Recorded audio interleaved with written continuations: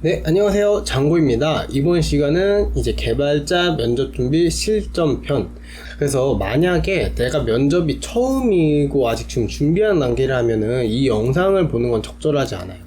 이 영상을 보는 거는 이제 면접에 대해서 어느 정도 공부가 된 사람들, 이 영상을 봐주셨으면 좋겠고요. 그래서 앞으로 이제 어떻게 준비를 하면서 마무리를 할지에 대한 내용이에요. 네, 우선은 여기까지 오시느라 정말 수고 많으셨어요. 그러니까 지금 이 영상을 보고 계시는 분들은 아마 이제 코딩 테스트도 어느 정도 합격을 어느 정도 아니고 좀 자주 하시고, 그리고 면접도 이제 1차는 한 번씩 붙는 정도가 되실 거예요. 그래서 정말 고비가 얼마 안 남았거든요. 그래서 그분들은 이제 어떻게 해주셔야 되는 게 가장 효율적으로 이걸 준비할 수 있는지에 대한 내용이에요. 자, 그럼 한번 같이 시작을 해볼게요. 네, 우선 면접 준비 방법에 대해서 다시 한번 복습을 하면은, 우리 그동안 면접 준비를 어떻게 하려고 했냐면, 면접은 두세 장으로 미리 답변을 작성해서 외우라고 했죠.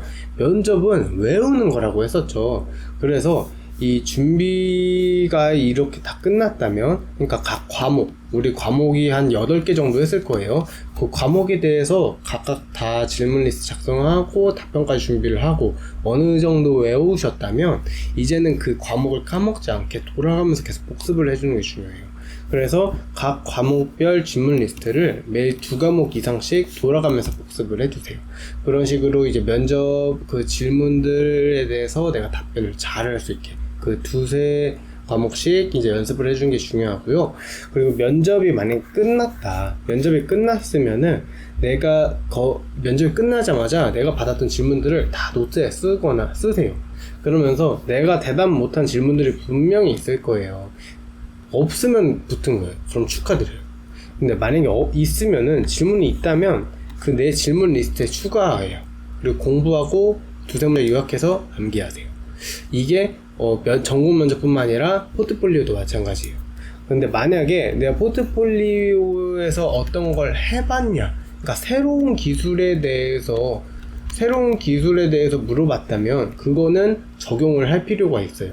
적용은 아니더라도 스터디할 필요는 있거든요. 그거는 이따 이제 설명을 드릴게요. 정리하자면, 지금 상황에서 여러분이 해주셔야 될 거는 이제 매일 그 질문 리스트를 2과목 이상씩 복습해 주셔야 되고요. 면접 이후에는 그 정리하면서 보완해주는 그 작업들이 필요하다는 걸 말씀드릴게요. 자, 그러면 포트폴리오는 어떤 식으로 보완을 하는지를 조금 더 자세하게 설명을 드릴게요. 우선은 포트폴리오에서 물어본 기술들을 내 프로젝트에 적용을 해보는 거예요. 너무 어렵게 적용하지 마시고 그냥 간단하게 기본적인 것만 적용을 해보시는 거예요. 예를 들면은 백엔드의 경우에 엘라스틱서치가 뭔지 물어봤다고 쳐요. 엘라스틱서치를 적용해본 경험이 있냐고 물어볼 거예요, 아마. 그러면은 안 해봤다고 말을 하겠죠? 그렇게 하면은 그 엘라스틱점에 대한 그 질문에 대한 점수는 빵점인 거예요. 그래서 이걸 어떻게 준비를 하냐면, 우선 내 프로젝트에 간단하게 적용을 해봐요. 적용할 수 있으면 적용을 하는 게 제일 좋아요. 그러니까 이게 만약에 토익 프로젝트라면은 간단하게 적용해볼 수 있겠죠. 엘라스틱서치로 로그 찍어서 그 로드 검색하는 거를 해본다든지, 이런 식으로 로그 간단하게 적용을 해봐요. 근데 적용하기 어려워. 만약에 내가 지금 시간이 별로 없어, 면접 준비도 너무 쪽박하고 아직 여유가 없는 상태예요. 아니면은 내가 지금 회사에 다니고 있는데 그 프로젝트에 엘라스틱을 적용할 염두가 안 나요. 아니면은 이제 적용하려고 했으나 프로젝트 매니저가 지금 시간 없다고 안 된대 라고 하면은 그 이유까지 이렇게 준비를 하세요. 예를 들면은 프로젝트가 시간이 촉박해서 안 된다고 했다거나, 아니면 우리 프로젝트에는 이미 그 로그를 대체할 수 있는, 로그를 관리하는 어떤 툴이 있어가지고 그거를 대체했다 라고 이제 이유까지 준비를 해주세요. 하지만 이 이유까지 준비하면 안 되고요. 여기 추가해서 이 해당 기술에 대해서 공부를 해주셔야 돼요. 그래서 엘라스틱서치가 뭔지, 예를 들면 엘라스틱서치의 가장 큰 개념은 인버티드 인덱스예요. 그러니까 인덱스를 거꾸로 단어별로 저장을 해서 아무튼 그렇게 자료 구조를 만들어서 검색을 빠르게 하는 거거든요. 그런 기술에 대한 개념 정도는 이해를 해주셔야 돼요. 그래야 어떤 식으로 질문이 주고받게 됐냐면 엘라스티서치를 해보셨나요? 라고 면접관이 질문을 했을 때 아니요, 저희 프로젝트 매니저께서 이미 지금 시간이 촉박하다고 해서 적용을 하지 못했습니다. 하지만 저는 엘라스티서치에 대해서 관심이 있어서 공부를 해와서 해당 개념은 충분히 알고 있습니다. 그럼 면접관이 자연스럽게 그럼 엘라스티서치가 뭔지를 한번 말해보실래요? 하면서 이렇게 쭉쭉쭉 면접이 이어가야죠. 그러면은 100점까지는 아니지만 90점까지는 갈 수 있죠. 제일 좋은 건 적용을 해서 잘 알고 있는 게 100점이지만 거기까지는 아니더라도 90점까지는 맞을 수 있는 거죠. 이런 식으로 적용을 어렵다면 이유까지 준비해서 해당 기술에 대해서 공부도 해주셔야 돼요. 저 같은 경우는 제가 면접 볼 때는 이제 스프링에 대해서 물어봤었어요. 스프링 해본 적이 있냐? 근데 저는 중고 신입으로 이제 입사를 했는데 이전 프로젝트에서 스프링 해본 적이 없거든요. 다른 JSP라는 걸로 이제 서버를 구성했어요. JSP 톰캣으로. 그래서 스프링을 하지 못해서 제가 이제 면접관한테 우리 스프링을 한번 적용해 볼 수 있냐고 물어봤죠. 근데 지금 시간이 없어서 안 된다고 똑같은 답변을 들었어요. 그래서 이제 스프링에 대해서 이유까지 지금 나왔죠. 그래서 해당 기술에 대해서 공부를 했었고 똑같은 방식으로 이제 면접 때 들어갔어요. 다음에 스프링 해본 적 있냐? 그래서 저는 저희 스프링에 대해 평소에 관심이 많아서 스프링을 사용을 하고 싶었는데 우리 프로젝트 매니저께서 지금 시간이 없다고 안 된다고 했다. 하지만 저는 스프링에 대해 충분히 알고 있어서 충분히 알고 있다 라고 하면 스프링에 대해서 물어보고 난 그걸 대답 잘하고 이런 식으로 하면 이제 합격할 확률이 점점 올라가겠죠. 그래서 이런 식으로 포트폴리오를 보완하는 거예요. 그래서 면접에 대한 내 기술을 프로젝트에 간단하게 적용을 해보고 안 되면 이유 준비하고 공부까지 하는 걸로. 네, 그래서 이렇게 프로젝트를 보완하는 방법까지 했고요. 자, 다음은 코딩 테스트와 면접 병행 방법이에요. 코딩 테스트, 당장 코딩 테스트를 준비하자니 면접을 까먹겠고, 면접을 하자니 코딩 테스트가 얼마 안 남았겠고, 이런 식의 상황이 계속 발생하거든요. 그럴 때 제가 딱 말씀드릴 방법은 내가 부족한 부분을 집중을 하세요. 면접이 아직 내가 다 안 됐어. 그럼 평소에 면접을 하세요.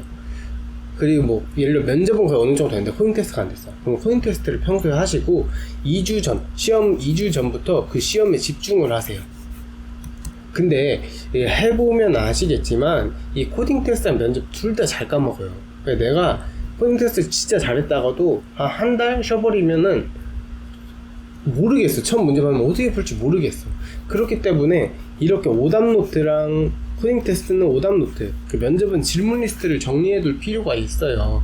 이게 왜 필요하냐면은 이 시험 얼마 남지 않았을 때 2주 뒤부터 이 집중을 할 때 이 내가 그동안 자주 틀렸던 거를 한번 복습을 하다 보면은 금방 내 실력으로 복귀할 수 있거든요.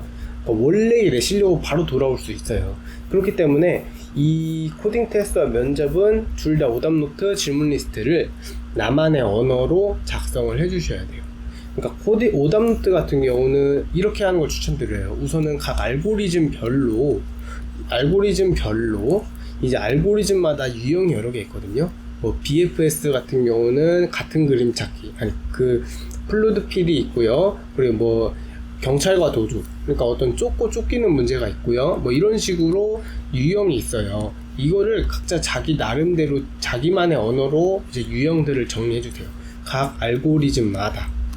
그래서 여기에다가 간단하게 메모 한 줄, 이런 식의 문제고, 그 문제 링크, 100줄 링크 이런 식으로 정리를 해주시면 되겠죠. 그리고 질문 리스트는 각 과목별로 제가 앞서 그 전공 과목마다 그 면접 준비를 했잖아요, 우리가. 그래서 그 과목마다 그 질문 리스트를 정리해서 놓는 거죠. 이렇게 이 오답노트와 질문 리스트의 예시는 제가 이 하단에 그 링크를 걸어둘게요. 보시면서 참고해 주시면 되겠고요. 그래서 정리하자면 코딩 테스트랑 면접을 어떻게 병행하냐, 그 2주 전부터 그 시험에 집중을 하고 그 외의 시간은 내가 부족한 부분을 집중을 해주셔라 라고 말씀드릴게요. 자, 그리고 다음으로는 이제 스터디예요. 스터디는 중요해요. 스터디가 생각보다 중요해요. 우선은 첫 번째로 멘탈이 진짜 중요해요. 그 취업 준비 과정은 이제 장기 마라톤이라고 보시면 되거든요. 그러니까 내가 계속해서 이어나가는데 한번 바짝한다고 잘 되는 게 아니에요. 계속 꾸준히 오래 달려줘야 되는데 이때 멘탈이 되게 중요해요. 그리고 특히 취준생은 멘탈이 안 좋잖아요. 되게 자존감이 떨어지잖아요. 그래서 나와 함께 같은 길을 갖고 있는 사람들이 주변에 있는 게 저는 되게 필요하다고 생각을 해요. 스터디를 적극적으로 권장드리고요. 그리고 스터디 같은 경우는 특히 면접은 1대1로 인원을 쪼개서 하세요. 예를 들면은 4명이서 같은 스터디예요. 그러면 이렇게 한번 하고 다음은 이렇게 한번 하고 다음은 이렇게 한번 하고 이런 식으로 1대1로 쪼개서 하세요. 왜냐면은 면접 스터디는 듣는 건 별로 안 중요한데 말하는 게 중요해요. 말하는 게. 그래서 내가 최대한 말을 많이 할 수 있는 기회를 만들기 위해서 이렇게 1대1로 인원을 쪼개서 하는 걸 추천드리고요. 그리고 이제 실전 스터디 같은 경우에는 이제 프로젝트 전공 면접 질문을 합해서 질문을 하세요. 이게 보통의 서비스 기업들은 이게 이제 다 연관되어서 이루어지거든요. 예를 들면 이런 식이에요. 포트폴리오에 있는 그 첫 번째 프로젝트에서 한번 설명을 해주세요. 그러면 저희 프로젝트는 어떤 프로젝트고 어떤 거를 해왔습니다. 그때 어떤 기술을 사용했습니다. 그러면 이제 면접관이 자바를 사용하셨네요. 그러면 자바의 가비지 컬렉션에 대해서 좀 설명해 주세요. 그러면은 그럼 또 가비지 컬렉션을 이렇게 또 얘기를 하죠. 이런 식으로 프로젝트와 전공을 합해서 하는 질문들을 이제 계속 연습을 해주셔야 돼요. 다음으로는 질문을 유도하는 방법. 이게 무슨 말이냐면은 내가 가비지 컬렉션에 대해서 대답을 할 때 가비지 컬렉션에 아는 걸 모두 대답을 해버리면은 외운 티가 너무 나고요. 그리고 이 상호의 의사소통이 안 되고 내가 일방적으로 얘기하는 거이기 때문에 내용이 잘 안 들리기도 해요. 면접관 입장에서. 그러니까 두세 문장으로 깔끔하게 대답을 해주시고 이 조금 어려운 개념을 처음부터 다 말하지 말라는 얘기예요. 그러니까 가비지 컬렉션은 그 가비지 컬렉션이 이렇게 어떻게 진행되는 과정 중에 그 힙 영역에서 어떻게 진행되냐가 되게 또 중요하거든요. 여기에 또 파고들면은 에덴 영역이 있고 울드 영역이 있어요. 그래서 이 과정이 에덴 영역이 꽉 차면 어떤 식으로 발생되고 이런 것들도 있고 이런 방식으로 이루어지는 그 질문이 있거든요. 근데 이거를 GC에서 처음에 다 얘기를 해버리면 너무 외운 티가 나니까 처음에는 이런 식으로 그냥 GC가 뭐고 어떻게 일어나는지만 간단히 설명을 해요. 그럼 면접관이 얘 봐라 이거 모르겠는데 하면서 그럼 GC가 구체적으로 어떤 방식으로 일어날까요? 라고 물어보겠죠. 그럼 그때 옳았구나 하고 딱 대답을 해버리는 거예요. 이렇게 질문을 유도하고 거기를 맞받아치는 연습들을 계속 해주시는 거죠. 그 면접 볼 때 내가 기존에 준비했던 질문들이 이제 나오면은 되게 이제 웃음이 나와요. 내가 이거 준비했던 건데 하면서 막 입꼬리가 살짝 올라가거든요. 근데 그걸 티 내면 안 되죠. 그럼 너무 외운 것 같으니까.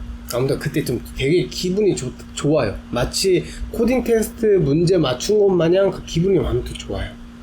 네, 아무튼 그리고 다음으로 이제 팀원들 구하기가 힘들어요. 그러니까 이 스터디 실전 정도 되면은 이 팀원들 구하기가 힘들어요. 왜냐면은 이 정도를 준비한 사람이 별로 없거든요. 이건 거의 합격에 근접해 있는 상태라서 의외로 팀원들 구하기가 힘들어요. 그래서 다들 거의 자바, 운영체제, 네트워크 이런 면접 준비한 사람들이 대부분이지 내가 이제 실제로 어느 정도 준비가 다 됐고 그거를 주고받을 사람을 찾기가 힘들거든요.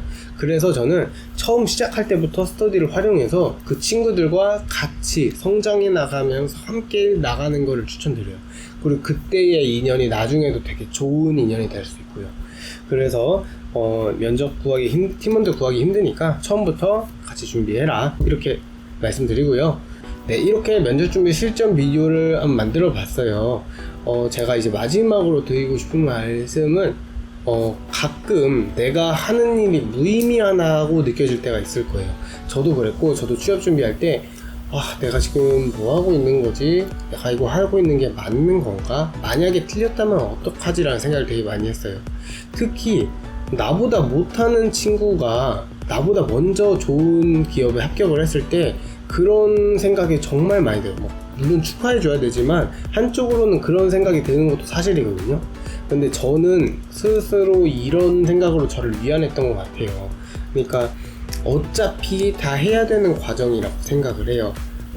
네트워크나 운영체제나 스프링이나 이런 디자인 패턴이나 모두 언젠가 개발자가 돼서도 언젠가는 공부를 해야 되는 과정이고, 그 과정을 나는 지금 미리 한다고 생각을 했거든요. 그러니까 지금 하지 않으면 다음에도 꼭 해야 된다고 생각을 했어요. 그래서 또 취업을 먼저 하냐 안 하냐의 그 순서는 차이가 있겠지만은 결국에는 같은 길로 간다고 생각을 했거든요. 그래서 이런 생각으로 조금 위안을 해주셨으면 좋겠고요. 그리고 제가 한번 검증을 했잖아요. 이런 식으로 흘러와서 제가 결국에 그렇게 합격을 할 수 있었고, 지금 개발자로 일하고 있으니까 너무 그렇게 불안해하지 않으시고 이 길에 확신을 가지고 임해 주셨으면 좋겠어요. 네, 이렇게 비전공 개발자 대기업 가기라는 이제 프로젝트로 제가 이제 그 준비했던 과정들을 이제 비디오로 남겼는데요. 저는 이 프로젝트를 시작한 이유가 제가 그런 취업 준비하는 과정에서 되게 불안했던 것 같아요. 왜냐면은 이거를 정보를 찾자니 그런 선례도 별로 없는 것 같고, 이 길이 맞는지 계속 의문이 들고, 그래서 내가 만약에 이 취업을 한다면은 꼭 이 과정을 남겨서 다른 분들에게 공유를 하고 싶다는 생각을 계속 했었거든요. 그래서 이렇게 이제 총 24개의 비디오를 찍었고요. 이 동영상들이 여러분에게 큰 도움이 되었으면 좋겠어요.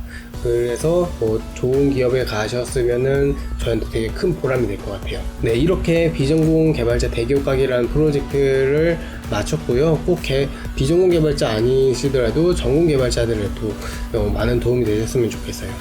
네, 그러면 이렇게 영상을 마치도록 할게요. 혹시 힘드시거나 궁금하신 점 있으면 얼마든지 댓글로 남겨주세요. 네, 그럼 마칠게요. 안녕.